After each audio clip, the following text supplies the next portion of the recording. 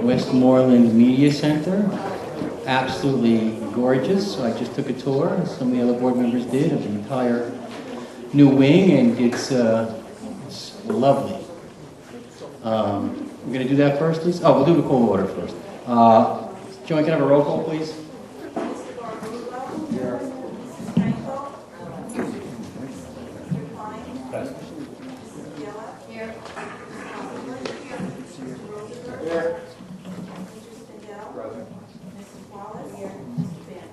Here. Join me in the flag salute.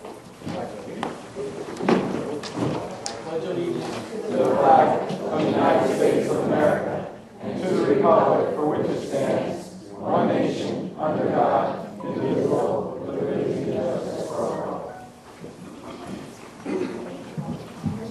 The New Jersey Open Public Meeting Law was enacted to ensure the right of the public to have advance notice of and to attend the meetings of public bodies in which any business affecting their interests is discussed or acted upon. In accordance with the provisions of this Act, the Fair Lawn Board of Education has caused notice of this meeting to be published by having a date, time, and place thereof distributed to the persons on the approved list, posted in the Board of Education Administrative Office, sent to the Bergen Record and the Community News. The announcement posting for the regular monthly meeting, along with the date, time, and place thereof, was distributed on September 28, 2016. The items to be discussed during the closed work session of the regular monthly meeting may include personnel matters, student matters, legal matters, negotiations, and/or grievances, tactics and techniques utilized in protecting public safety and property. The results of these discussions will be made public as soon as possible. I have a motion to approve the minutes of the HIB hearing, the regular monthly meeting, executive closed session of September 15, the work session, executive closed session, work session, executive closed session of October 6th, October 6th, and October 17th. All in favor? Thank you. Now, just briefly, we're going to have a little ribbon cutting ceremony for the new wing. So, Lisa, if you'd be so kind, thank you. Board members, can you join me up front here? That's a nicer ribbon.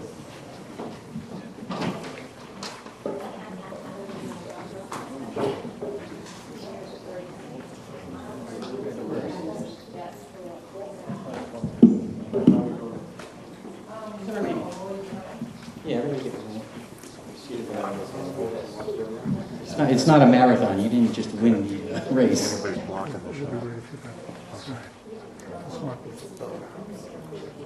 Perfect.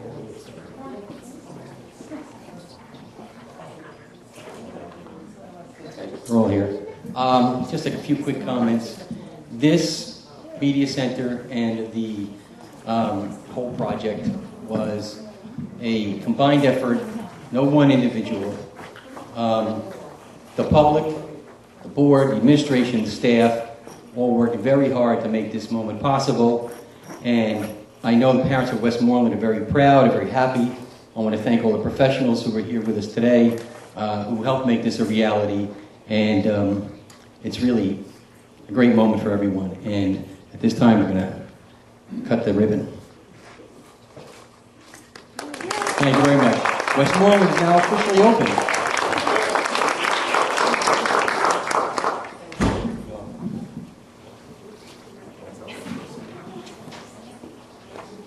All right, now I'm going to turn it over to Dr. Palestis for a PowerPoint presentation for park scores, HIB reports, violence and vandalism report, and statement of assurance. Dr. Palestis, take it away. Good evening, everyone. Welcome to our meeting.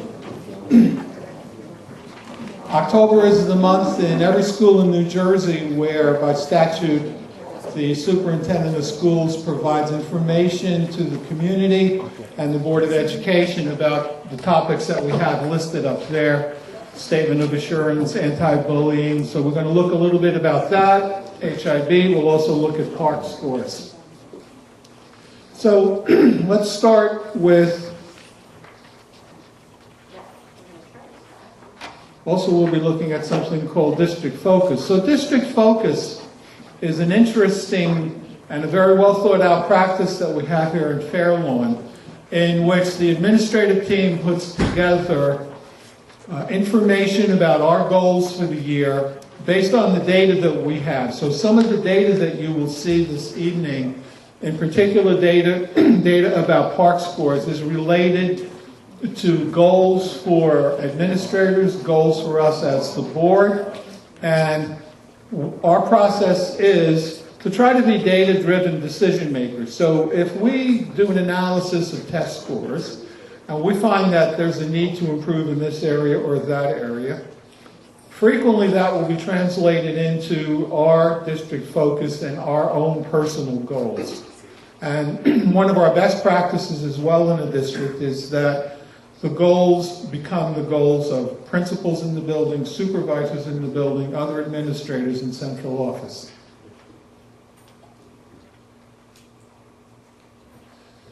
One of the mandatory reports for this month is called the Statement of Assurance. So New Jersey has a pretty well-developed process called CUSAC that is used to monitor schools. Fortunately for us, we're not being monitored by CUSAC this year, by the state. So the Statement of Assurance means that we take a look at ourselves, and then we rate ourselves for the year. That goes over to New Jersey. And we look at ourselves in 5 categories: instruction and program. Instruction and program means our curriculum documents adopted by the Board of Education. For example, fiscal management. Are we audited on a regular basis? Do we get a clean bill of health from the auditor? The answer is yes, we do very, very well in that area. Governance, personnel, and then also operations. Are we in compliance with all building codes? Are the board meetings run in an orderly way and following the state codes in New Jersey? On all of those areas, we rated ourselves very high, and we think we do a good job in complying with the law here in Fair Lawn. Some of the other mandatory reports that we do in the month of October are the following. We have a Uniform State Memorandum of Agreement. Very quickly, what that means is that we have a written agreement with the Fair Lawn Police as well as the Bergen County Prosecutor's Office about what we do in the field of law enforcement in certain instances. And that has been well developed. For the agreement that the board adopted, we looked at it in September. There were no changes from prior years. But every school district must have this memorandum of agreement with their local police force. Despite the fact that we have everything in writing, we enjoy a fabulous relationship with the local police department. They're very, very supportive of us, and we support them as well. The No Child Left Behind, Safe Schools Act we're in compliance with, and then state security plans. So we have a district security plan, we have individual school security plans. We do these in conjunction with the municipality today. As a matter of fact, today we had an evacuation drill at Edison School, and all of our schools have gone through evacuation drills. We do that in conjunction with the town. The police help us. When our little kids from Edison were walking on Fair Lawn Avenue today, we also had the help of the DPW, just blocking roads and making sure everybody was safe. So that's a good practice for us. We would be doing it anyway, but it also is something that all schools should be doing. School safety manuals we have for every building, and then we also are in full compliance, and most of you know this as parents, with the required number of drills. If you went back in New Jersey 20 years ago, the only drill that we ever really had were fire drills. So we still have fire drills, but we also have all of the drills that are listed there in every school, and those include active shooter, evacuation, bomb threats, and lockdowns. And then what we do, this goes back to that CUSAC Statement of Assurance, those are documented under CUSAC. So the state will say, show us evidence that you have run all of the required drills in your school district, and we have that, and every month the Board of Education looks at a list of all of the drills that were run in that school district.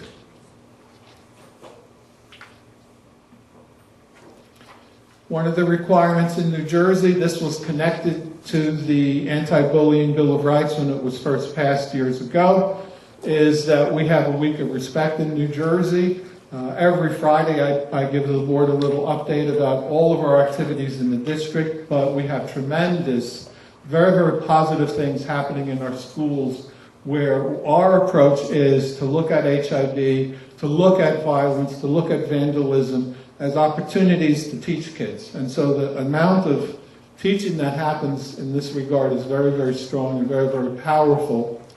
And then that's also true of HIV. And then I also provide, every superintendent needs to provide what's called the Violence and Vandalism Report. So the Violence and Vandalism Report is a 6-month report. So you take the school year, split it in half. So these are the results of the last part of your school year from last year. And we record these. As things happen in schools, we log them. This is then reported electronically to the state of New Jersey. We put it in our report card. You can see, when you consider the size of this district, we're a district of 5,800 students, this is pretty favorable. So we list the number of acts of violence. That could be just a fight. Weapons none, HIV 18 confirmed, vandalism 2, and non-substance abuse within the district. And then we have detailed information that goes over to the state of New Jersey as well. Board policies that support all of this. So you'll see in another 2 months, the Board of Education adopting a lot of policy. Every year we revise it. We have 26 new policies or revised policies coming up. But these are policies that protect your children and protect our staff as well. And then one of the other requirements that we have is we report out on our testing data. So I'm going to go through, and Natalie will jump in and help as well, with our PARCC data. I want to just slow down a little bit and talk about PARCC. I mean, everyone knows that this was very, very controversial when introduced in New Jersey. It was connected to the Common Core standards. PARCC is a national test. Many states still have it. Some states dropped it. But one of the interesting developments in the state of New Jersey is that when it was first introduced, there were a large number of opt-outs by parents and by older kids, high school kids who didn't take it. And that is starting to change. So if somebody asked me about PARCC data 2 years ago, I would say it would be completely unreliable because you don't have enough students into the base number to do any calculation. It's getting more reliable as more kids sit for the test. And so now what will happen is we'll still have PARCC in the spring. I think you'll see more student participation. But if you look at our scores, they look very, very good all across the district. So if we start with grade 3, in the red you can see our Fair Loan score. And this is in the field of mathematics, where it's 77% of the kids scored on the highest level. That compares to New Jersey at 52%. So every level that you look at, our students are outperforming students from other school districts. And you'll also see that they also outperform students from around the country, those who take the PARCC. So you'll notice as well that as the students get older and enter middle school, and I want to spend some time talking about grades 7 and 8, the kids have different options. So in grade 7, some students are taking algebra, and also some students are taking later in grade 8, and then some as well are taking geometry or algebra 2. So then their scores are pulled out of the base numbers. So that somehow changes a little bit the grade 7 and 8 scores, because you have all of the kids, but now you're pulling out the algebra kids, and you're pulling out the algebra 1 kids, algebra 2 kids, and geometry kids as well. Here's a good example of how Fair Loan compares in math with the New Jersey, and PARCC here means PARCC nationwide.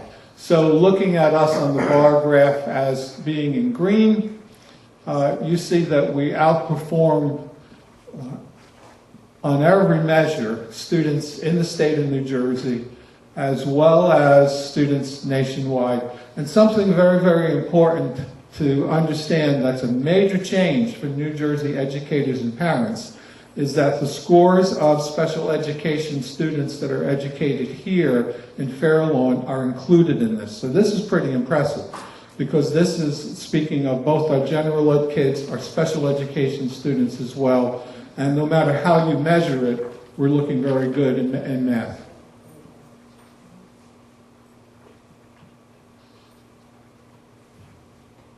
End of course tests. So one of the things that's happening in New Jersey is I think that you're seeing a trend where New Jersey is starting to look a lot like New York State in the sense of, New York State for years has had region exams, end of course exams, especially for high school kids. New Jersey, it appears, is shifting that way to a degree. So if you look at our end of course tests, what you need to remember is Algebra 1 could include kids on several grade levels. But if you look at Algebra 1 scores, almost double what Park across the country is, and much, much higher than the state of New Jersey. If you look at geometry scores, very, very successful.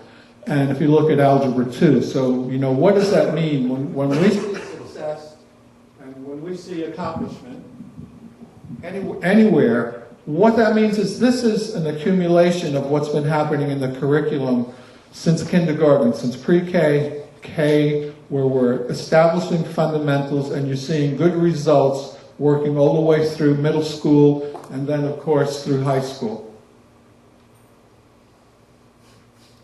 More Park outcomes in math. This one is, in my mind, one of the most impressive, and that is we try to look at the kids who meet expectations and exceed expectations. So, the other night at our education committee meeting, there was a conversation about how do we record grades or how should we be grading in the future, and one of the concepts was standards-based.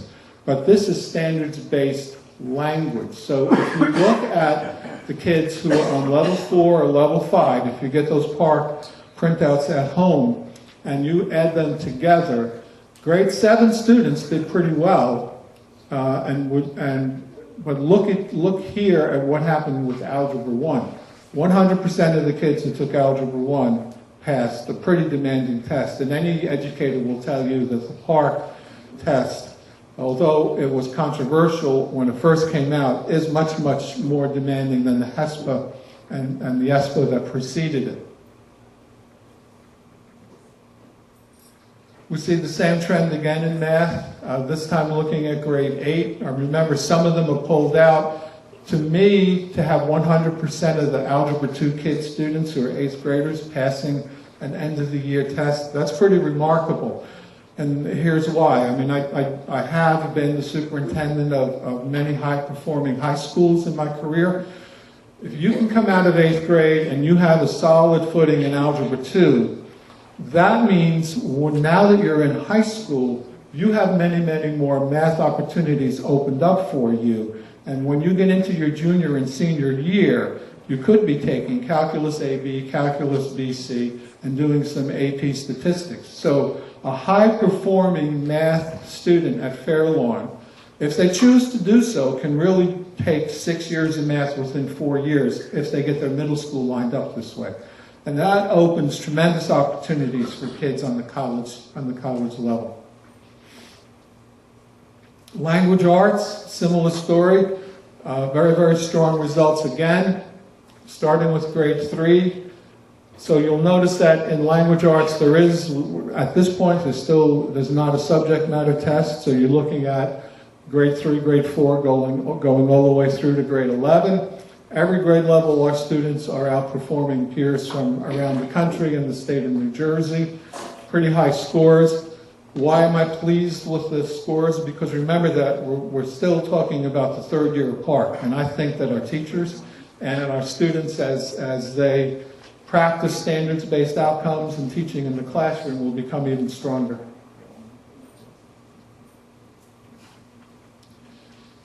So language arts scores again, with the green being Fairlawn, a similar situation with good news. So with only a few years under our belt as taking the Park tests, we really are outperforming similar schools in all schools in New Jersey and sister Park schools from around the country. Very, very favorable, very impressive. This really reflects well on our teaching staff, our administrative staff, the curriculum that we have in place, our kids, obviously, and the parents, because one of the big differences in schools is if you have parents who consistently give their children the message that school is important in this household, that's the kind of result that you get. That's very, very positive. So looking at 9 through 11, again, grade 9, 73% in the top two categories, 4 and 5. Grade 10, grade 11. That's a lot of high performance by kids. And remember too that I still believe as our kids start to get accustomed to PARCC, you're going to see even better scores down the road in the future. This is a look at our district factor group. The DFG, I know in education we have acronyms like you wouldn't believe, but a district factor group means the United States Census and the state of New Jersey take 10 characteristics of individuals, the education of the parents, the wealth in the family, that sort of thing, and they come up with what are called district factor groups. So if you compare Fair Lawn with groups of similar socioeconomic levels, you'll also see that we're outperforming everybody with sister type schools in our state.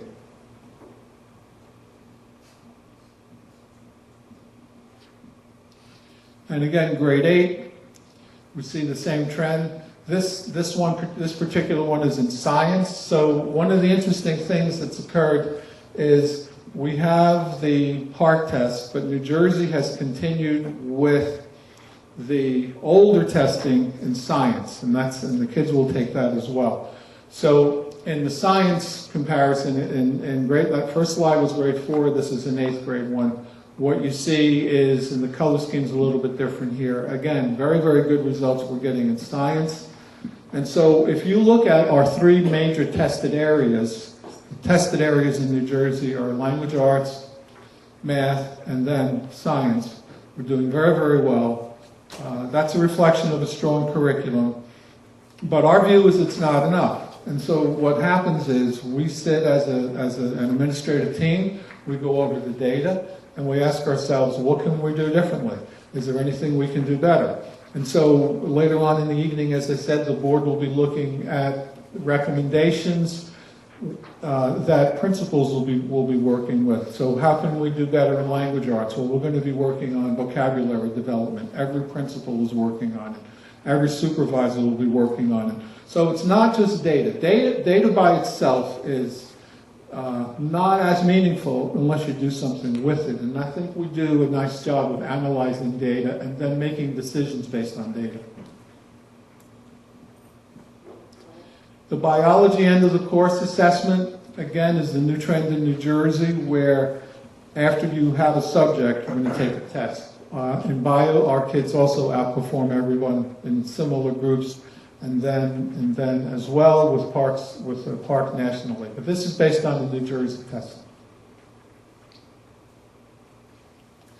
And then one of the other areas that I want to report on is what happens with special education students, because that can be controversial, because some of the special education students that we report on are not even educated here in Fair Lawn. You have special education students, most of whom, I mean, we do a tremendous job. We've started a large number of special ed programs, many of them right in this building here, and we are taking more and more students and bringing them back into Fair Lawn and educating them. And I'm very comfortable with that. I think that's a tribute to the board and administrative leadership, to the parents who want their children educated in our local schools. However, we can't serve everybody. So the APA is an alternative test that some special education students take. And what this illustrates is we had 28 kids district-wide go through the APA process. 14 of them they are Fair Lawn students, Fair Lawn residents, but they're educated in an out-of-district school. And then we also have the DLM, which is another alternative test. This one looks at the fields of math and language arts, and a similar trend where our kids are doing well, but about half of them are educated out of the district. So We do have alternative tests for special education students, but remember that most of our special ed kids are in that first group of scores that I showed you, and that's I think to me is very impressive. And so that concludes the presentation, and I think the board member said I had to cut, what, 12 to 15 slides out from the last one? So I did, so there you go.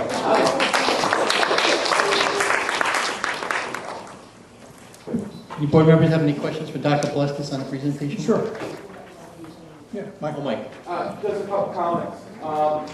First of all, still, you know, I keep seeing every year comments about everyday math.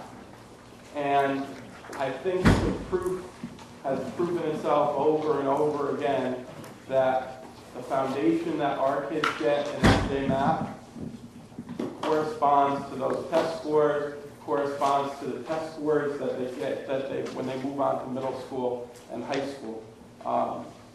So I know for parents, everyday math is sometimes hard to because it's different. It's different than we learned it. But the proof is kind of in the pudding. It's there. It's there. I would add to that, I would agree with that completely. Everyday math, when I found out that we had it here, I was very pleased. You know, it's a demanding program, but you always want to have students being educated in the classroom with a method and some strategies that push them, and at the same time allow them to recover and then move again. The nice thing about everyday math is that it's a spiraled math program. That means that you just don't introduce a concept and move on.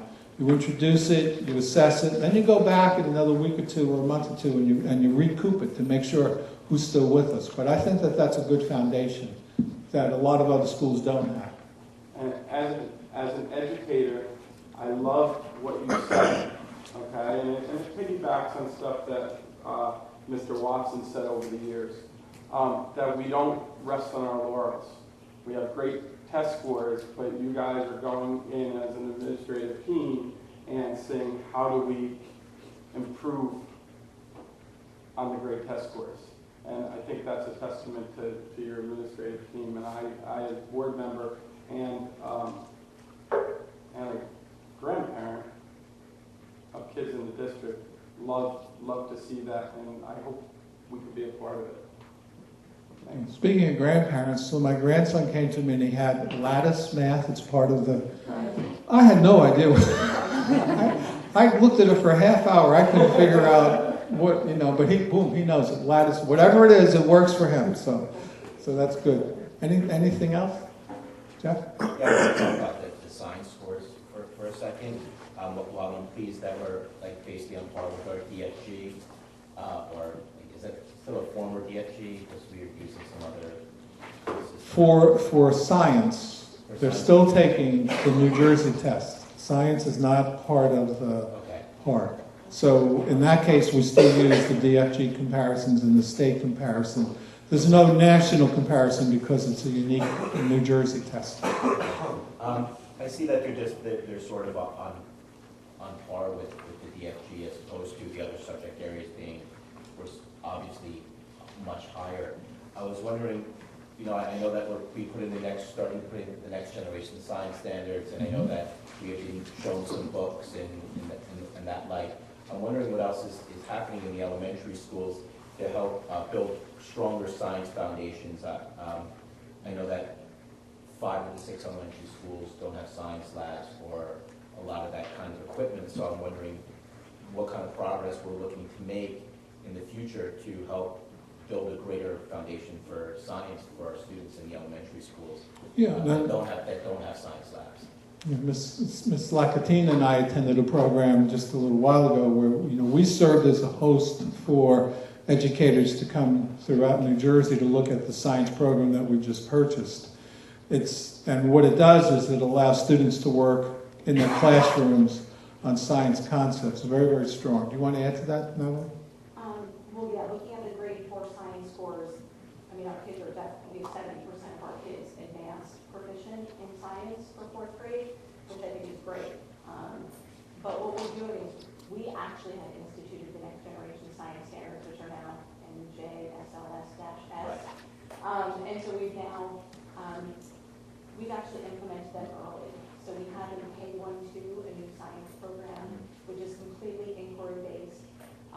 They come with kits of all kinds of materials because it's really experiential and hands-on, learning through discovery and through inquiry, and comes with, we're supporting it with lots of separate books. So we're bringing in the literature with it, and so we're learning through children's literature as we're learning science as well.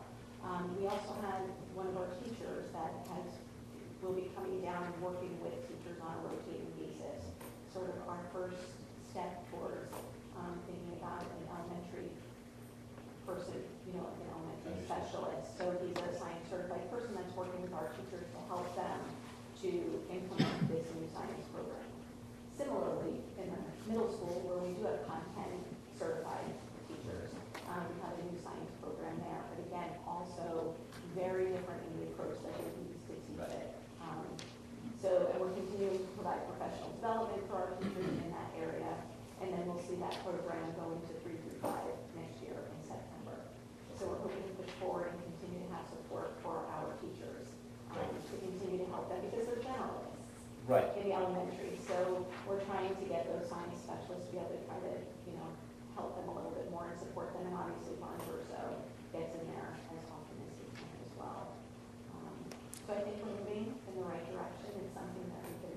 Yeah, I know you and I have talked about that and threw around some ideas about moving teachers around so elementary teachers have access to content standard, people who have the content certifications and accessibility to labs and science coming alive as opposed to textbooks. So I thank you for that. Yeah, absolutely. And I'm going to say that I'm not sure that we need a lab as long as we have the equipment, because the equipment we're using is not so. Not mixing chemicals yet. Right, we don't need the Bunsen burners and things like that, exactly. So as long as we have those supplies and materials, which we are purchasing with these kits, it's really very helpful. And it's really the approach, there's not a textbook per se. Right. You're not reading about science. Music to my ears. You're doing science. Thank you. So you're welcome. Joan? I happened to be there the day that I was there the day that they were doing the workshop where they had the science, and they invited me in to see what they were doing. And it is all hands-on, and I taught lower grades, and what they were doing is exactly what they need to do. There was kids, they were experimenting, they were deciding, making judgment on what was going to happen. It was, and of course, literature is also invited into with this program. It's an excellent program, and the kids are going to be really thinkers in science, It's not like the old science. There was experiments that they need to do, and it was excellent, absolutely excellent. I just happened to be there. I don't know what I was there for, but they invited me in to see it. It was really very, very good. I believe, and you would have to verify, that the Windcrest so-called science trailer isn't really being used for that anymore, or not, because it's being used for music and stuff like that, and they are doing it in the classroom just like the other schools. But I believe it is all inquiry-based and hands-on, and that's what the presentation that we had at the middle school program. We also said it was in the elementary program too, at a board meeting at the end of last year. I don't know if anybody from central office remembers, but last year when they came to train our teachers, I walked out of my office and there were 20 different first grade teachers standing in the hallway rolling balls and doing all kinds of things because they were simulating what the kids would learn, and I guess there wasn't enough room in room 19, so they were all in the hallways doing whatever experiment they were working on. So it's definitely going to take professional development, which we started a couple of years ago, but we're going to continue that because we definitely want it really inquiry-based. And I think like Joan said, they're thinking like scientists, becoming problem solvers, and that's really what it's about. So, Great, thank you. I think just to add, one of the good signs of a powerful district and a district that understands teaching is we have a very fine commitment here to professional development. So, if we looked at the changes in New Jersey just in the last 5 years, they've been enormous. And one of the significant strategies employed here in Fairlawn is that we train our teachers. And we provide them and the administrators with the tools that they need, because it's just not fair to do so otherwise. And that translates into good instruction in the classroom. Thank you. Okay. Louise? Is there any thought to, I know like K to 5 is the one cert, and most of them are, I don't think, like certified for K to 8, and they're like middle school math or middle school science or middle school history. Like I know that it's not a dual cert, it's 2 separate certs, but most of the colleges are graduating those students, you know, with like their K to 5 and something else. Do we have enough people in the district to have science experts in each school, or have you looked at that? You know, like, you know what I mean? I do We have agree. several Yes. K to 5s that have science, you know, because they used to switch the students to like a specialist. We don't switch the Sometimes. students anymore. Right, well, right now, so we have the one elementary literacy specialist who works with all 6 elementary schools, and we have the elementary math specialist who works with all the schools.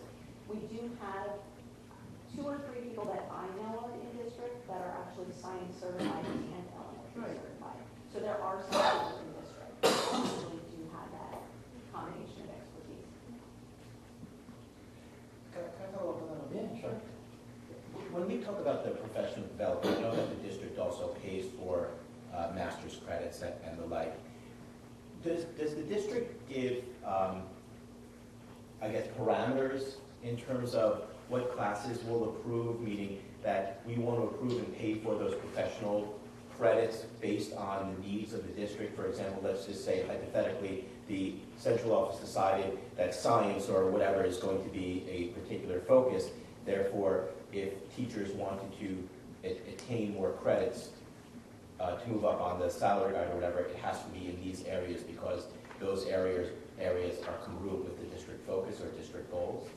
Does that happen? Yes, it does happen. It's actually in line with the district goals, school goals, or related to whatever it is that they teach. Awesome, thank you. It's also connected to state law in regards to professional development credits. It needs to be in the area of the teacher's expertise. Superintendent approves course by course, or human resources in this case, and needs to be an accredited school. So all of that is checked as part of the process. Anything else? No. Any members of the audience have a question, comment? Go on. Yes, going at Fairfield High School. I just have a comment to Jeff's question, and I do concur with what everybody said in regards to reimbursement of credits for master's degree and beyond. But it is also part of the association's contract that the monies don't solely go towards one particular subject area. So it's not only going to, if we need people with science, it's not only going to science people, because that's the goal of the district at that given point in time.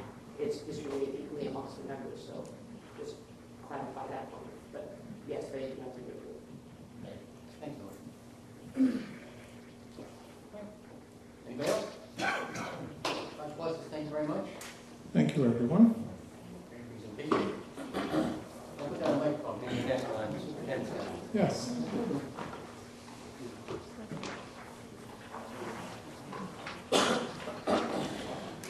I also wanted to read a statement to the community and to the board. I think that everyone is aware that there were several newspaper articles in which the American Civil Liberties Union discussed and filed a lawsuit against several New Jersey districts in regards to our attendance policies. But we have some closure on that, and I'd like to let you know some of the background. So, to start with, as many of you know, the American Civil Liberties Union filed a lawsuit against the Fair Lawn School District in which it is alleged that the school district discriminates against the children of immigrants. The lawsuit alleged that the district requires parents to provide a driver's license and automobile registration when enrolling their children. A review of the Fair Lawn Board of Education policy indicates that the Fair Lawn Board of Education is in full compliance with both federal and state law. Board of Education policy number 5111 provides that, number one, there is no requirement to provide a driving license or automobile requirement as part of the enrollment process. And number two, parents may, however, volunteer to provide a driving license or automobile registration as part of the enrollment process. The Board of Education adopted this policy on June 20th, 2016. So the policy was in effect at the end of the last school year. The district does not deny enrollment to any child because of their parents' driver license status. The district website may have caused confusion, and it will be revised to reflect existing policy. The Fair Lawn District is home to 162 immigrant students. Fair Lawn has never and will never discriminate against children. This issue has been resolved with the ACLU through our board attorney, Paul Green. So we have resolution. We expect to see information in the newspaper that will be provided by the ACLU about this issue. We're going to, in closed session, we'll go over what happened with the ACLU and Paul, but you'll get all the details. And that concludes my report. That's all on your comments? Oh, you want more? No. You're still tired from Monday. Okay.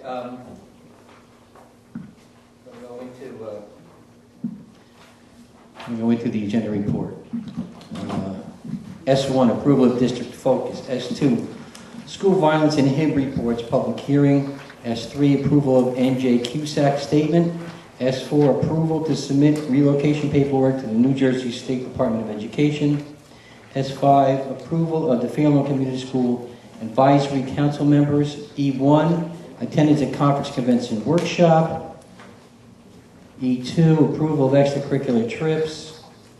E3, approval of student, teachers, interns, practicums, field observation placement. E4, approval of bedside home instruction. E5, curriculum, textbook, and material adoptions. Let me just explain something about the agenda real quick. You're going to see a couple places where it says no items. What the business office has come up with an idea that because some of these things are repetitive every month, they would put them in the same place. But not everything has an agenda item every month. So like where it says E5, curriculum, textbook, and material adoption, there's nothing this month. There very well could be something next month. So that's why you might see no items in particular areas. E6, grants and entitlements. E7, membership dues. E8, summer programs, workshop, summer school. E9, attendance at 2016 National Blue Ribbon School Award Ceremony, Washington, D.C. E10, other business. Approval of AccuPlacer remediation. P1, approval of day-to-day substitutes and bedside home instruction personnel, 1617. P2, approval of appointment of non-certificated personnel, 1617. Just a note on P2, B2, Rhea Singh Lopez will be going to Radburn, not Forest. That was a typo. She's the new general paraprofessional for Radburn. P2, B2, page 13. R2D2. P3, approval of change in assignment of personnel, 1617. P4, approval of leave of absence without pay, 1617. P5, approval of disability retirement, non-certificated personnel, 1617. P6, approval of resignation of non-certificated personnel, 1617. P7, salary adjustment to higher degree status, and there's your additional credits that they're getting, 1617. P8, approval of extra instructional time, certificated personnel, 1617. P9, approval of reassignment of part-time bus drivers and part-time bus aides, 1617 fiscal year. P10, approval of winter sports, scheduled seat positions, 1617 school year. P11, approval of scheduled positions B and D, TJ Middle School, 1617. P12, approval of appointment of consultants, 1617. P13, appointment of facilitators, 1617. P14, approval to amend salary code, certificated personnel, 1617. P15, approval of volunteer services, community school programs, 1617. P16, approval to amend nursing services to non-public schools and enter to agreement with County of Bergen, 1617. P17, appointment of in-school detention personnel, 1617. P18, approval of appointment of affirmative action committee, 1617. P19, approval to amend appointment of marching band staff, regular season, 1617. P20, reallocation of grant funding, certificate personnel, 1617. P21, a resolution to restore increment. And could I have a motion for S1 to... Is that the last one, or is there more after that? No, we're going to stop there. P21, so moves. Do I have a second? Okay, and don't forget the change from Forrest to Radigan. Members of the board, questions, comments? Mary? Just on the item, and it doesn't matter what, on the CUSAC report. So I am the board representative to CUSAC, and I met with central office. We review governance, and it has to do with board minutes, it has to do with policies. It's a little bit of, do we do this, do we do this, do we do this? I just want you to know that that's what that is. We do it all, and that's why in that category of governance, we got 100%. There we go. We got 100%. Right. Yeah, E2, L, the cheer team's going overnight to Atlantic City. They're paying some money, they have a cost, but they're going down to Ocean City, Maryland. There is no cost. Can you explain that to me? The cheer team is going to the boardwalk, Battle of the Boardwalk National Competition. The cost is $728 for the board. If you go to M, they're going overnight trip to the beach in Ocean City, Maryland, which is farther. There's no cost to the board, so I was just curious why there's no cost on one. One traditionally has always just been at their expense. They raise the money, they spend, and they go. But last year, I believe, was the first time they asked me for this competition, and so the board agreed to pay for them to be in the competition. No, I know they go to two of them, I know they do fundraising, but I didn't know, they also won, so I didn't know if they had like a free entry and all that stuff, that's what I was trying to No, they're fundraising for their own. Okay, Yeah. thank you. You're welcome. Anyone else? Yeah. Jack. That cheer competition, how much, do we know how much that they have to raise, or how much those families have to pay per child or per athlete? No. You don't know? I'm just curious, because I know that we've helped other groups out, and I hate to see those families have to put out so much money. If there was a way we could help them, and help subsidize them for those trips.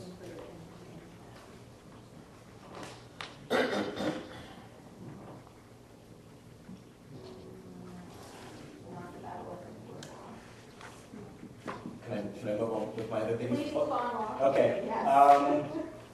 The curriculum we just talked about the other night, that's not on the agenda, that the gender studies and... We don't actually have the full curriculum yet. That was the first proposal. Okay. Right, so they will get that together, and we will probably be coming to... Okay, I was looking forward to voting. You'll probably have it by December. Okay. Okay. One other thing, P21 is a bad idea. The restoration of increment. Point of order, could I ask the board lawyer? No, you don't have to ask a question. You can't discuss it. You can vote no, certainly, but we're not going to discuss it.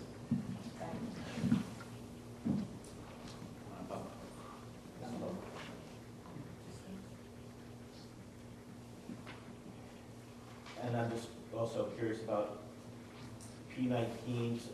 Are both those employees still with us, or is one not?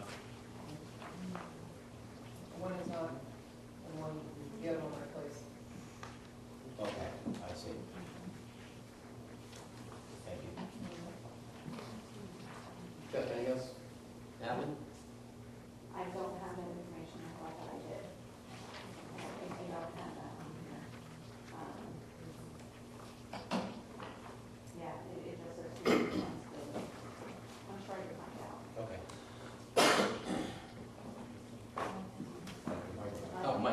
A couple things. First of all, E9, attendance at the National Blue Ribbon School Award Ceremony in Washington. You know, it's still wow.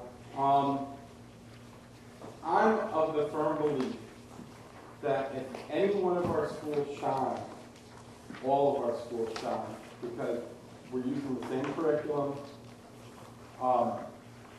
and all that. This is just an accolade for the district that is very special.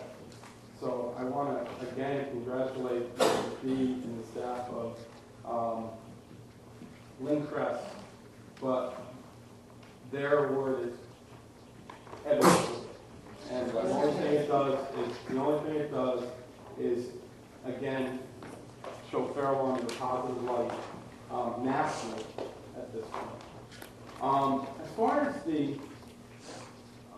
cheerleaders and the trips, I think if we're going to compare them, what we need to do is we need to compare how many trips they're going on, where they're going. I think that the difference in what we paid for and what we don't, I could be wrong, but I think the difference between what we paid for and what we don't pay for is because they've requested to go to different places and they raise the money for it, where we do send a lot of our groups. And I hope they're on par with each other, but maybe at some point we have to look into it to make sure they're on par with each other of what people are doing. But I know the band goes on some trips that they pay for because they want to go above and beyond what we budgeted.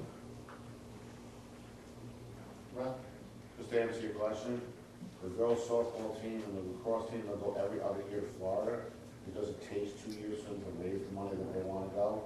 And the parents know that going in, and as far as the numbers, and I ask because I know a lot of the parents on there, they know going in what it is and they pick and choose what they want. Some are a little bit more expensive, some aren't, but basically those two are the main competitions that they want to be in, that they succeed in and stuff like that. But like I said, the other sports they don't go every year because, like even baseball last year, we had mentioned it to the high school coach. He didn't want to go to Florida, he didn't want to go anywhere. We had raised the money. That's his decision, so that's, if that helps a little. Anyone else, board members? Next, audience, any questions on the agenda items we were discussing? Seeing none? Oh, I'm sorry, I didn't see you back there. Two questions. One is on E6C, the ELL Parent Social. Where is that money coming from to pay for the pre-back-to-school night for the ELL parents? It's part of our Title III grant. Okay, okay. Yeah, so it's Title III grant, and part of the NCLB grant is encouraging parental involvement. Okay. And then one other question, with P2, all the new positions for the paraprofessionals, is that what you had spoken about at the last meeting, to have the additional para? And because of those positions? It is. This is the culmination of it. So. Okay, thank you. Any other observations? Okay. Seeing none, roll call, please. Mr. Barbarossa? Yes. Mrs. Frankel? Yes. Mr. Klein? No on P21, yes on everything else. Mrs. Biella? Yes. Ms. Cockbush? Yes. Mr. Rosenberg? Yes. Mr. Spadell? Yes, abstain on P19. Mrs. Wallace? Yes. Mr. Banta? Yes. Okay, SE1. SE1, approval of tuition transportation in special schools providing regular special education for 16-17. SE2, approval of tuition transportation in special schools providing extended school special education for 16-17. SE3, approval of bedside home instruction for classified students for the 16-17. SE4, approval of required related services for classified students for 16-17. F1, approval of policies. F2, approval of school use. F3, approval of discards. F4, approval of acceptance of gifts. F5, approval of bills payable payroll. F6, approval of bills payable. F7, approval of board secretary report. F8, approval of board treasurer's report. F9, approval of transfers.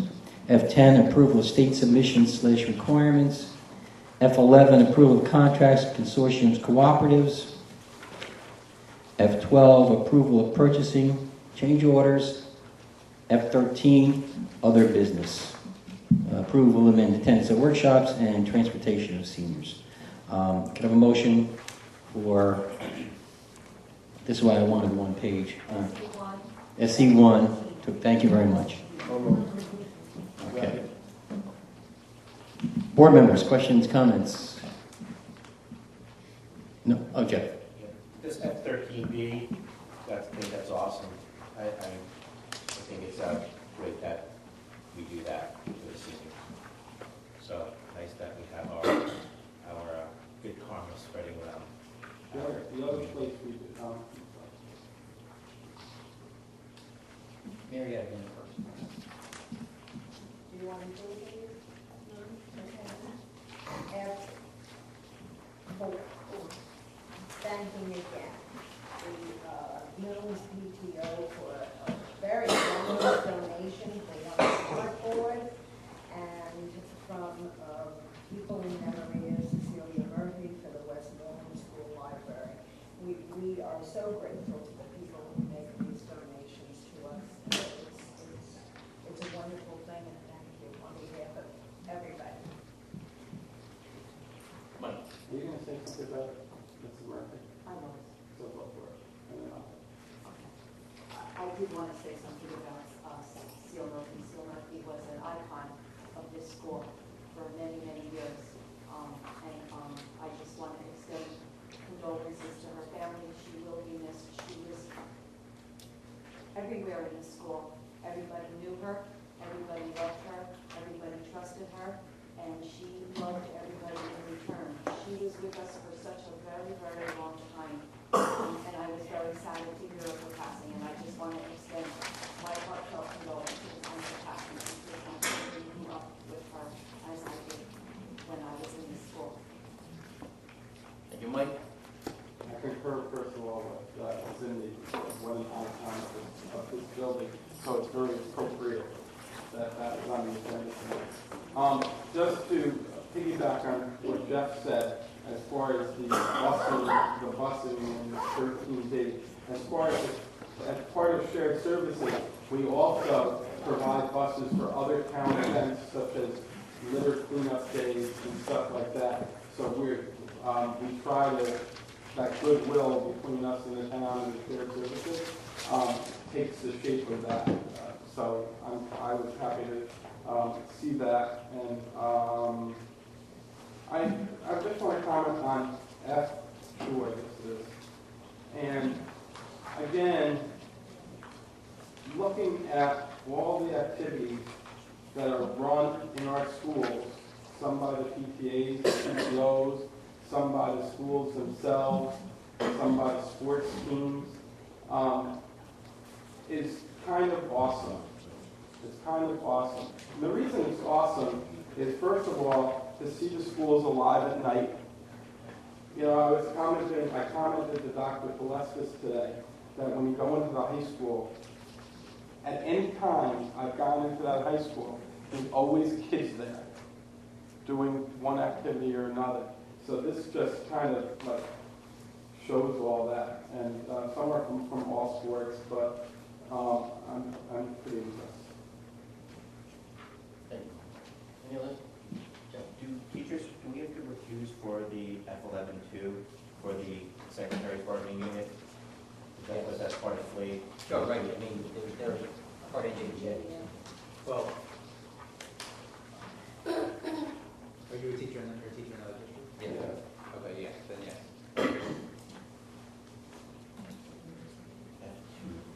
The other teachers here. Yeah. Any other members of the board? Members of the audience? Any questions, comments? I just wanted to add, for the library collection for Seal Murphy, it is our hope to have a special collection with her name and her nameplate in those books, in a special section of the library with her picture. So I just wanted to clarify what we're going to be using the money for, so that there's a special collection in her name.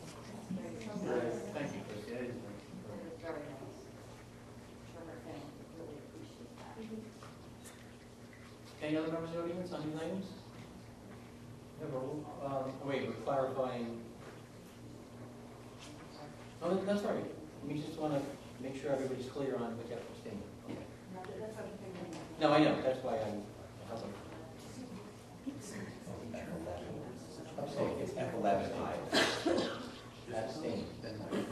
Okay, roll call, Mr. Barbarola? Yes. please. Yeah, you.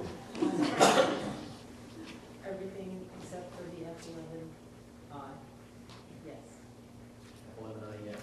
Aye. Aye. That's what I'm saying.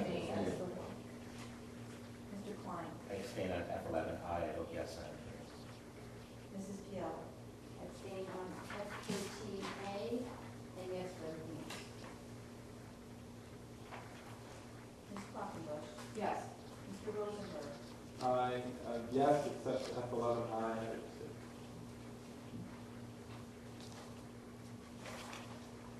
Mr. Spindell? Yes, abstain on F11I. Mrs. Wallace? Yes. Mr. Danforth? Yes. Okay, this time. Go to public comments. At this time, we can questions, comments on any issue that you like. Just when I call on you, just state your name and make your comment.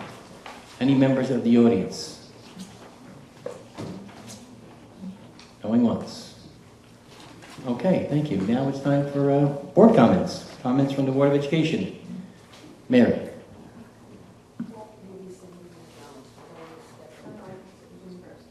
Cindy. You want to talk about No, I wasn't. Oh, okay, so as long as I'm not, okay. I just wanted to say that Dawn and Joan and I attended the ELLT right here in this building, and it was a wonderful presentation by our language supervisor, and it was interactive, and parents who were here, who were not, English was not their first language, had a chance to text what language they did speak, and all the languages appeared up on the smart board, including languages I never saw before. They had to ask, actually, and where did that gentleman come from?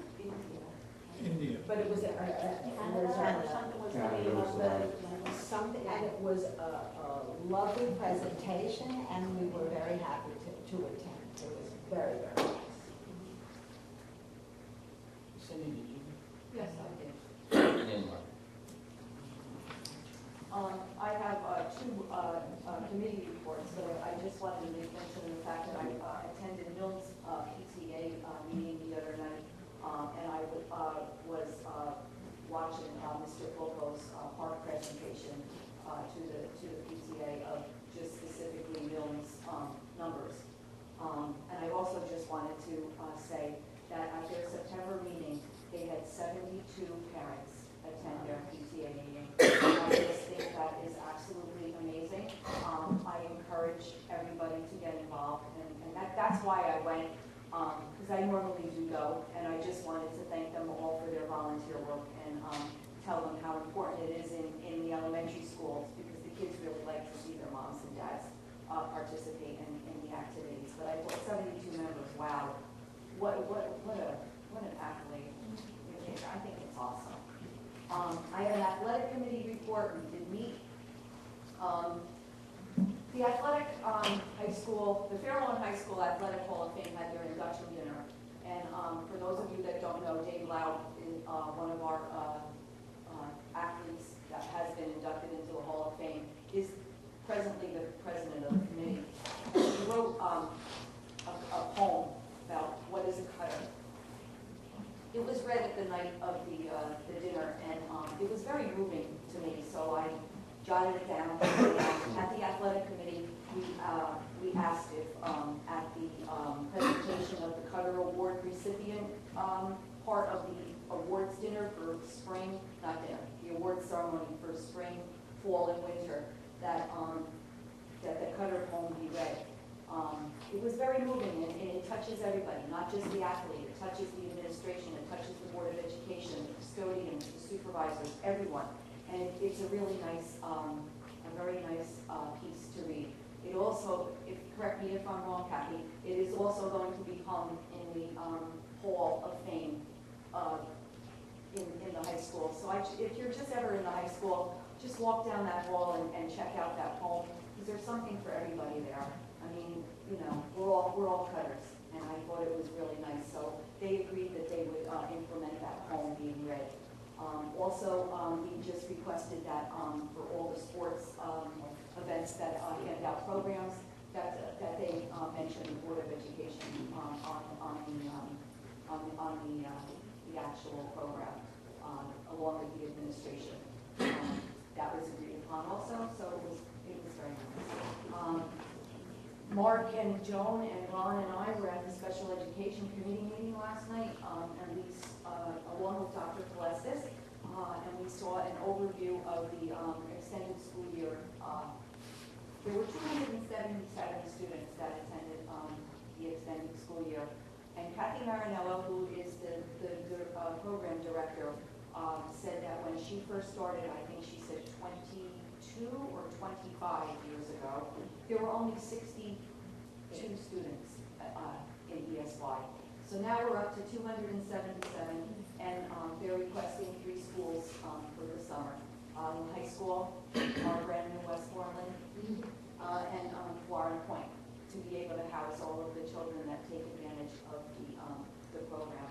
It was a very good presentation. We do hear it every year, but I always bring something new from it. And I just wanted to thank Liz again for everything they do provide for the ESY. They couldn't do it without you. And the program is awesome. And it gives our kids, so that they don't lose that time over the summer, so that they can keep up and do wonderful. So that was it. Yes. I have 2 committees to report on tonight. As liaison for the Alliance of Substance Abuse Prevention, I attended last evening's meeting. We were informed that they're going to be presenting a mental health suicide awareness program at the high school. And we're hoping, and they're hoping, that there will be a lot of community members in attendance. Also, their alliance is saying that they have so much in the way of programs and information to offer to the community, but they just aren't able to get this information out as satisfactorily as they would like to. So I suggested that perhaps next year at Back to School Night, that they set up booths with the permission of the administration, so that material can be given out at that time. And also for this year, they asked that they were going to, or they want to, do the Hidden Insight experiment that was explained at the board meeting on Monday evening. And they felt that this would be good for the parents of 8th grade and up. They're asking that perhaps Natalie, or designee, or Dr. Kalestis, call Karen Wagner for further information. Karen Wagner. Oh, I'm sorry, Karen Wagner, for to set up some kind of a meeting so that they can set up programs that can be implemented this year and not just wait till the following year.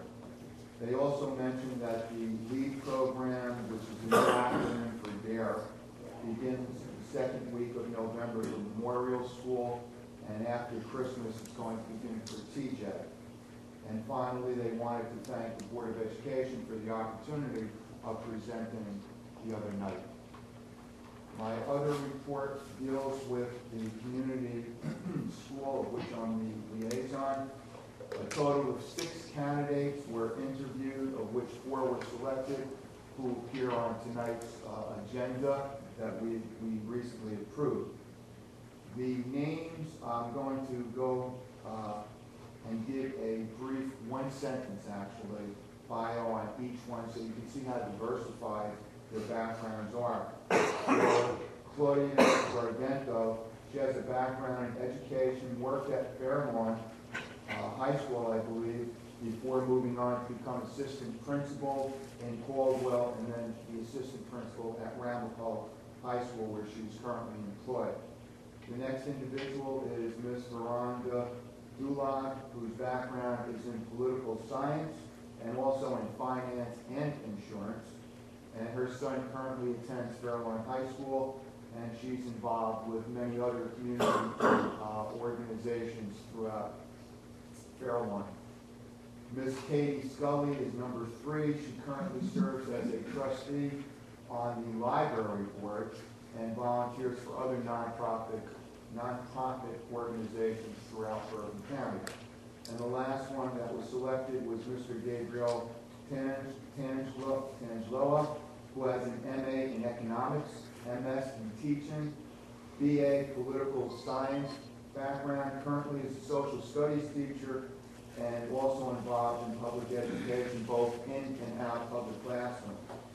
I think all of these are going to be fine additions to the community school board that we currently have, and they are very enthusiastic. They say that they're going to work with us to come up with some creative ideas. One of the ideas that I mentioned last night at the Special Ed Committee is the extended program for the regular ed kids, and have it on a cost basis possibly, and that if they attend during the summer as they would attend one of these summer camps, that they pay for this as an educational experience during the summer. And I brought that up to Dr. Plestis, said he was going to look into this further. So this is something, we're trying to rejuvenate the community school board where it's been stagnant for the last few years. So thank you for the time. Thank you, Mark. Joe? I went to City, Ron, Elise, and I went to student dialogue for this meeting. It's always exciting to go there, and there's a whole bunch of new faces on the student dialogue and the student government. It was very, very exciting. It's great because they bring up all different things that are happening in school. I mean, they were talking about AP class with the gym. They were talking about that all last year, but that's been resolved. And they talked about Wi-Fi, and that's, everything that comes up and gets a resolution. But they're able to express themselves where they need things and they can and gets resolved. One thing, they have a guest speaker that speaks at Spirit Week. Now, they usually use the money from earned income to pay for the guest speaker, and earned interest, and they actually have enough money for this year, but they were concerned that they're not going to have enough money for the next going on. But Mr. Marcel said that the PTA has $5,000 left over from, I guess it was Project class. So they're going to give them that money, so they're good for it probably for 2 years, and they're going to decide what they're going to do from there. They talked about also, Elise also brought up that if they didn't have enough money for a speaker, they might go to the Alliance, right? Didn't you talk about the Alliance Committee? They might have grant money that they might have some speakers that they could use for Spirit Week. They were very excited that at the cafeteria, Charles had brought in the Spice Goddess, and she did a cooking demonstration, and the kids really enjoyed it. The 2 lunches, there was guests, some of the students got to cook with her, and they really enjoyed it. And it was nutritional lunches that she was talking about. And very spicy. Very spicy. Very spicy. They're talking about microwaves and they're going to look into that because they have to look at liabilities with microwaves in the lunchroom. On October 7th, they had a club fair, and 50 out of their 73 clubs were represented. And they said it was really good. And some of the clubs were not represented because they don't have enough students in there to man it right now. I guess it's the beginning of the year and they need more members of their club. The education talked about helping hands that work with the special needs students. They were going to decorate for Halloween, and they're also going to help with the veterans that are coming in. And then each of the class representatives from senior, junior, they talked about how they're raising money for the class. And it was a very good meeting. And it's just that right now, they're just starting. There's a lot of new faces, so I'm hoping that it's going to be a lot of new ideas coming forward too. I have a question. Yes. Microwaves in cafeteria, meaning student access? Yes. Okay, that's what I they thought. want. They want student access. They've been talking about all that shit too. So they can heat up their soup or. Yeah, but they have to see what you like. though. Yeah, no, I think understand. it's So they're gonna look at. Talking with Joanne about that shit. Mike? A couple things. First of all, last month we were happy to see in the community news Mary Wallace and the mayor at the Buddy Bench dedication at Radburn School. Tomorrow at 4 o'clock, there's a Buddy Bench dedication at Mills School. So other schools, hopefully you're next, because I think it's a great idea. I hope that it's after school, so I hope to attend. Yeah, so I hope to attend. Tomorrow night, there's also a concert being given by the Friends of Music at the high school, a benefit concert for the Friends of Music. Hopefully, people will be able to attend. It's very reasonable. You know the price? $5. That's what I thought it was. It's $5. $5. It's a recommended donation. It's a Right. recommended donation of $5. Yeah. Mike, you better make the What? You better make the donation. Yes, I think I have to fight with my grandson's football game, but I hope to be there. I hope to win the fight. No matter what, I'm going to give the $5. Yes, this is my concert. This is my costume. Very well, very worthwhile event. As an all thing, you know, this is the season. So if you guys get hungry for something other than home cooking at night, there's a lot of fundraisers that have been going on at our area restaurants. And I personally want to thank some of the restaurants like Cabot Burger, Gio's, Juicy Platters, Nest Pizza, what? Blaze Pizza. Where's Blaze Pizza? So Blaze Pizza, you know, they're really going out for our kids, and they're opening their doors for fundraisers for our kids. Yes, they make money, but they also give a percentage back to all of our organizations, and I think there's something to be said about that. So there's a bunch on, I think, Wednesday of next week. I know Forrest has one, and someone else too. So look out for those. I was gonna congratulate Place on the opening of their pizzeria, and I realized that they didn't say Place, they said Place. I have one more thing after Jeff to go. Jeff, go ahead. Yeah, I'm excited for that concert, actually. I think there's a part of it that said like wear your costume from one of the shows you're doing music from, so I have a reason to wear my Indiana Jones hat, which is pretty cool. Bring the whip too. You think they're allowed that? Sure. Ernie? Maybe?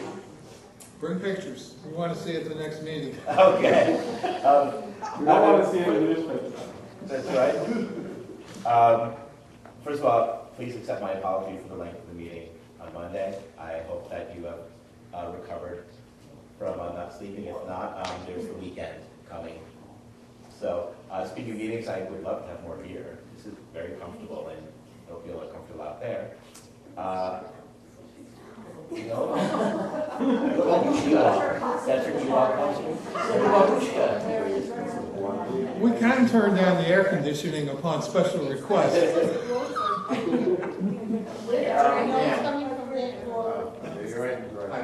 I have two things actually, a different piece here. The bringing the kids in for those meetings, I know that there was an idea floated Monday night about maybe using those opportunities to bring parents in for programs by saying if you want to pick up tickets for the dance for your child, then you have to spend a little time going through this mock bedroom or something of that nature. So I wanted to put that out there to the board again before I get to the next thing. And maybe if it's not for at least discussion tonight, maybe this is something that we can begin to ponder some strategies. We're blessed to have the parents we have that do come to meetings and do get involved and get our messages and hear what we say. But we know that there aren't that maybe don't take the same kind of care when it comes to their kids with alcohol and drugs, or they don't really just know those warning signs. So perhaps we can help some people by maybe forcing the hand a little bit. So food for thought for that, and I hope to really discuss that, have that on the agenda in the future. The other thing is, a little heavier up, I was really delighted to hear a couple weeks ago that other board members are open-minded and willing to discuss live streaming of meetings again. So here we are. There was a signal of open-mindedness. You know, this is something that a couple of us have been in favor of in the past, being we haven't voted it on this year, so I don't have to wait till January. I'd like to bring it up again to see if we can have more agreement to have our meetings, all our public meetings, live streamed to the public, so they could not have to leave the comfort of their homes, especially those who are unable to make it, whether either be immobile seniors or folks who just can't get out of the house. Kids are doing the homework, got home at 6:30 from their job and just can't get back out of the house. So there it is. So let's have the conversation. Because again, we signal an open-mindedness to it. Well, I'll say, I asked Joanne about it a while ago, right when school was opening, and she said, look, we just got the new computer system, the new phone system in, and we're in the middle of a bunch of things. I asked her to have Jack Ma look at it. I don't know if he's gotten to it yet, but has he? He doesn't have a definite answer to that, but it's definitely. And I know there's a million applications out there that, everybody wants to use that are generally open, Facebook Live and Twitter. But I would like to have the professionals tell us you have choices A, B, C, D, not just members of the audience going, hold up your phone and do it this way. If we're going to do it, I would like to know exactly what we're going to do, what it's going to cost us, how difficult is it to set up, what will be the bandwidth requirements, whatever it has to be. But I would like to hear that from the professionals in Joanne's office. Understood, but do we want to at least agree that they should be spending their, like if we don't agree that we're not going to do it, should we do that first before we take our administrators' time in What I think is that we need to know what our options are before we make the decision. We're doing this with the camera now. Now, is there a camera that can do Wi-Fi? I don't know. But, I want to know, I don't want to just rush into it. And I know that sometimes, and it's been a while since we talked about it, you're right. And it's come up a couple of times, that's why I talked to Joanne about it. But I think we should get a little bit more information before we decide, yes, we're going to do it, or no, we're not going to do it, or something in between. I would like to have a bunch of options to look at that we can do. And I don't know if you're going to be ready to give us any kind of report next month, but, it's not a huge rush, number one. Number two, there's not a huge clamoring for it. I know there are some people that want it, but I don't think it's, an overwhelming majority of people are banging down the doors or breaking down the phone call saying, do this. I'm not saying we shouldn't look at it. I want to do it right, though. I want to see what other districts do. I want to see what's possible here. I want to see what we can do without having to spend a lot of manpower to set it up and money for equipment. I just don't know. And I know we've had people in the audience say, well, you can do A, B, and C. Well, maybe you can, but I want to know what the options are. That's what I'm thinking, right? No, I agree with you. I'm not against it at all. I would think you have tons and tons of people. Everybody says that. It's like any watching a TV show. I'm going to watch it, next thing you know, you forget about it. But my biggest thing is that also, once we get all the equipment or we know how we're going to operate, we're going to do this, is also limitations. Like, are we going to sit here till midnight taking questions from people? Are we going to, what I'm saying? Like, there's a lot of parameters to how the meeting's going to be run because, again, I love doing what I'm doing for this Board of Ed, but I also need to be out till 1 o'clock in the morning because somebody just got home from work at 11 and not going to have a question they want to talk to. So I would like to investigate like you. I agree. I'd like to have all the information in front of me before I can make a conscious decision. But I have no problem with it at all. And I think that, like you said, a lot of people said they're open-minded about it. And when 3 years ago, when we first talked about it, or 4 years ago, we were all dead set against it. And we ended up with this compromise. So what's the next step? And I think that's, and Ron agrees with that, that's probably, Mike? Now, I think there's a lot of options. I'd like to, before I decide yes or no, I'd like to hear the options. And there's a lot of options out there. There's some stuff out there that I know I'm against.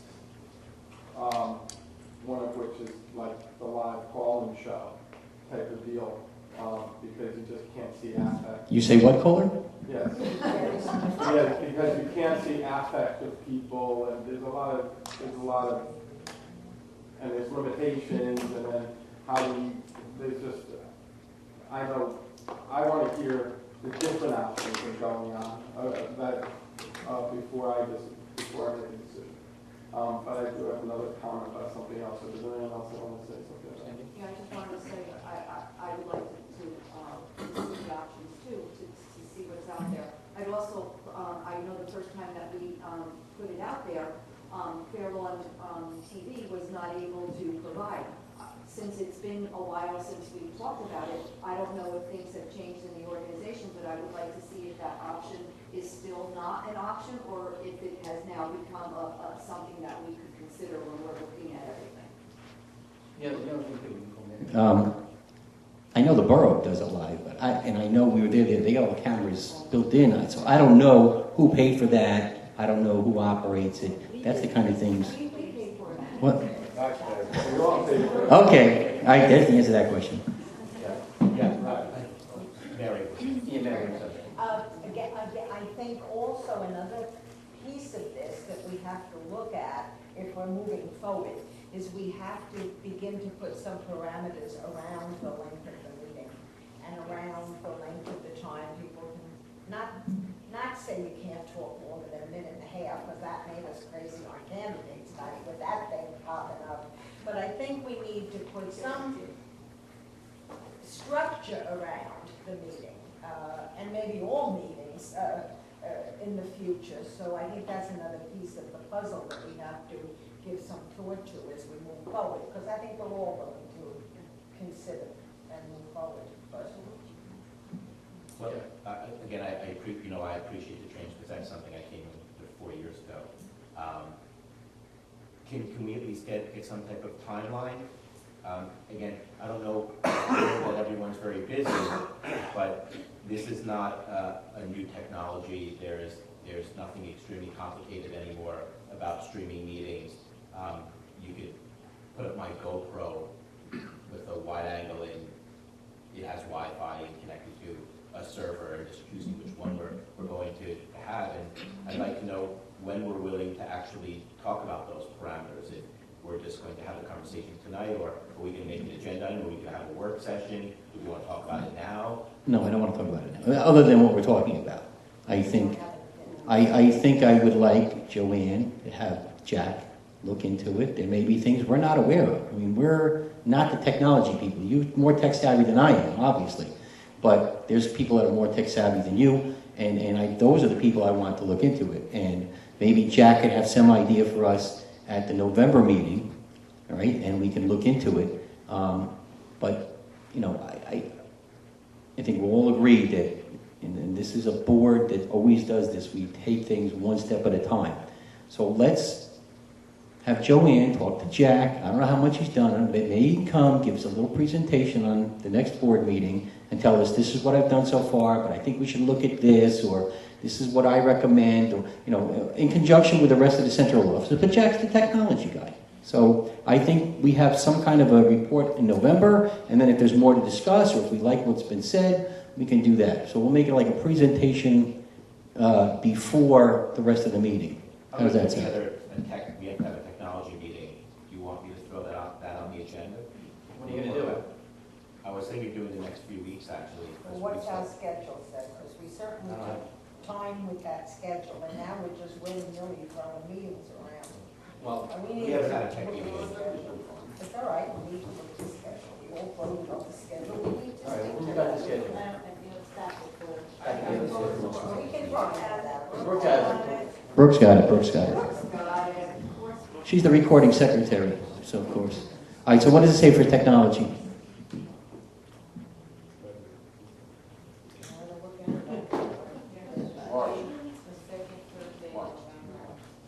Second Thursday in November. So that is, oh, my calendar closed on me. Oh. Second, yeah, that's November 10th, that's Teachers Convention, that's a weird week. Yeah, March, right? We're closed, we're closed. Yes. The board meeting's the 17th. Why can't you make it the 7th? Because committee meeting's supposed to be Mondays and Thursdays. Will our professionals be able to come in that because there's no school that day? The 7th? No, the 10th is out. The 7th, why? It's Teachers Convention. The board, the district's closed. So, I mean, there may be some people here, but I don't want to bring people out. And the 7th, we're open. It's a Monday.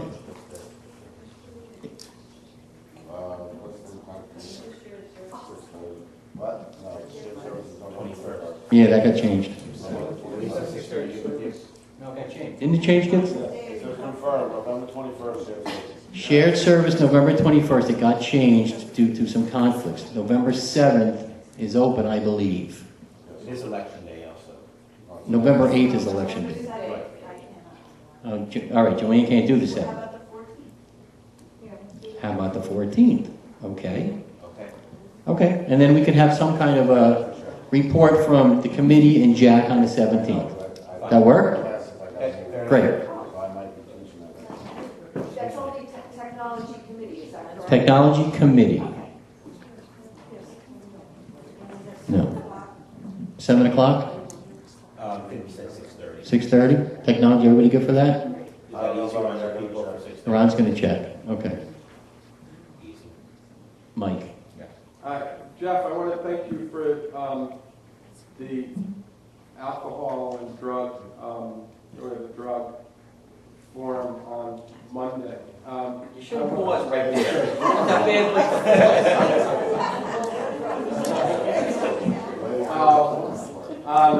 On Monday, although it's not much too long, I would suggest, I think that this should be an ongoing conversation. And for next year, I would suggest that we involve both the town and us kind of on an equal footing. And I would suggest that there's a lot of people missing that probably would have been a good part of the conversation. The biggest people that were missing was the police department and our SAP counselors. I think we're also would have been nice to have their point of view because we're all in this together. I did like what was said. I did like what was said to alleviate some of the fears that are out there about the amount of drugs. We all know it's out there. We all know it's an ill society. We all know it's not Fairlawn. It's the country. So our location to Patterson definitely adds to the problem because it comes through Fairlawn. So that's why I think we would need the police department there because they have expertise in this subject. So the other, but I think if we made it more of a town board forum, and that's all we did that night, that would be a great idea to do every year. Not necessarily the education committee, the board as a whole and the town. Right, don't make it, yeah, but we'll need one. Right, obviously. The other thing I want to say, the hidden in plain sight, right? That's it was done at my school last year. Is that the bedroom? Yes, and it was very, very, very, very, very well received by the parents. To piggyback Mike, what you were saying, I think the other thing you need to do that night, if you didn't do it, I agree with you, should have it, you want to bring other people in. You need to bring in counselors also to teach parents how to deal with their kids and understand, and even their own spouses and stuff, of like that teacher said, what drives them to do this? Because I think she was right on the money because I've had a lot of experience in my family with this, and a lot of times they're running from something or something happens traumatic. And that's what they're doing it for that instant gratification. So to teach people, have counselors there like that, I think is really, really good because Also, with the police department, sometimes you get recovering addicts that come in, and they tell parents a lot of things, but they know all the tricks of the trade. You know, they know where to hide, now how to get around people. So I definitely think it's something we should look at, because it was very well received. But I said that they should be just the only thing in a bigger form. Yeah, I think that's a great idea, so. Elise? You know, I was just thinking, you know how, there's like the open school week, like, you go to the schools, like at night, like TJ and more, like they have like where kids' work is all out, all the elementary schools have it. So maybe that might be a place to have the bedroom, see, like. That's during the day. That's, no, in the middle school, high school, but it's at night. It's at night, yeah. No, I'm not talking about the week in November where parents can that's come. what I was thinking. I'm talking about the school week where it's like, where you come at night and they have all the students work out. Right. It's, it used to be around the middle of April. Hold on, we don't do that anymore. Well, it doesn't mean you can't implement it again. I know, but I just thought maybe that might be a form to have it, you know, if you want to look at maybe, because just, you know, the parent thing is huge now. So who's going to look into the next step with the combined meeting with the borough and the, what do you call it, bedroom? Bedroom. I can call Carol. Okay. When Yeah, okay. did you want to do it, is the question. No, maybe, beginning of next year? Spring maybe? What? Yeah, definitely after the holidays. No, not this. Can I have her call you, because you're going to know what the schedule is for the schools, I'm not really. But then we have to coordinate it with the borough, so that would be. And probably someone has to, yeah, maybe, let's put on the shared service. I was gonna say, can we bring it out shared services? Yes, we have a meeting coming up with them. Otherwise, I think it'll be Right, okay. We'll put it on the shared service. All right, so start with shared services and work it around, and then we can. I'll send it to. All right, so you'll send an email over to, Yeah. the mayor, Yes. mayor secretary, Mary. Well, you might have Okay. to involve them, actually. Any other, that's just to get the ball rolling. No. No. Any other board members? All right, meetings, November 20? Right. That's the, There's, 17th. 21st. no, 17th is, I'm sorry, 17th is the board meeting. 21st is shared services. The 14th is the, what did we say, 14th? Technology. And we have a negotiations on November 1st. That one. The student, no, secretary, I sorry, was gonna say, secretary. you We tell me. haven't heard it. You say you could come in. Secretary. I'm not- On November 1st, and again on December 7th. All right, student dialogue, 17th before the public Yes. meeting. That's right, correct. Education policy, What? December. how about November 24th? Thanksgiving. November 22nd, it's fine. You can do November 28th, it's a Monday. November 28th Let policy. me look at my schedule. I got my. All right, we'll pencil in for the 28th, and then you I let have us a know if school that's schedule. good or bad for your. I'm moving with some classes around. Okay. 28th. Well, put it in, and then, Yeah, let us you go. guys will let us know. We'll be all refreshed from ours. Would technology at 6 as opposed to 6:30, or is that too early? If it's okay with Ron, it's okay with me. No, I'm fine with you. If it's a problem, No, it's a policy. You don't. 7. So I'm changing that to 6. What time is the negotiation? 6?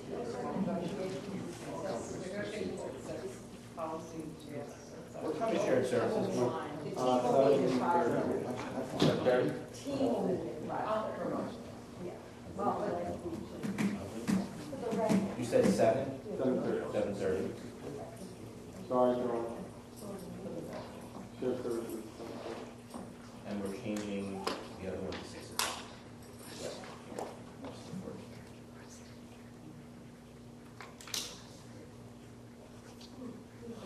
Okay. That's it.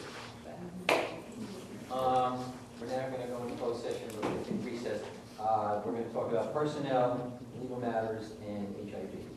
Have a motion to recess and close session? Second. All in favor? Aye. Let me take a 5-10 minute break and then back in. Thank you very much. Oh, no, not meeting back here?